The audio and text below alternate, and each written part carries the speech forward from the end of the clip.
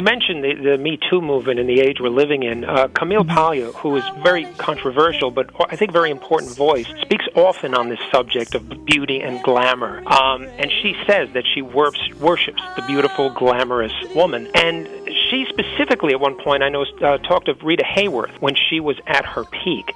And to understand her story of this stunning woman's relationship to her life experience, as well as her body and her costume and her presentation. Why do you think Rita Hayworth resonates so emotionally with the audience today? Because you say you've gotten deeper into the story.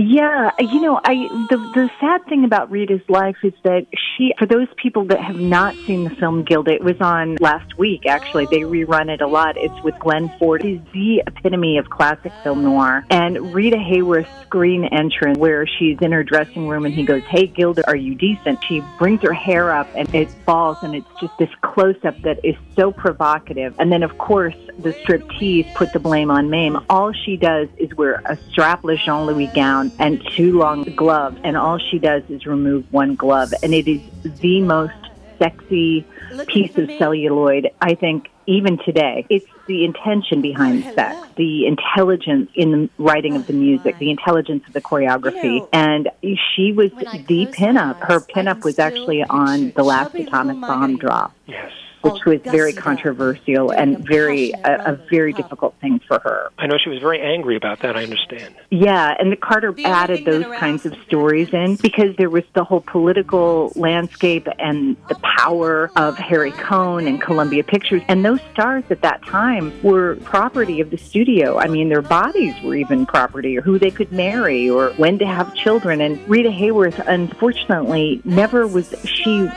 was married and courted by some of the most powerful, illustrious men in Hollywood or in the world at that time. She married Orson Welles. Before Grace Kelly, she was the first princess. For those younger audiences, think Meghan Markle, where you're breaking through glass ceilings or breaking through the norm because it's the marriage. It was a Hollywood star. This was before Grace Kelly when she married Prince Ali Khan. She was in the news constantly. And I think that her problem was, this is what she said, was that people would see her celluloid image. They would go to bed with Gilda and wake up with her. And she was a real person. And that was how we approached the storytelling, too, because we wanted to capture the glamour and the star and the humor and the feistiness because she's Latina.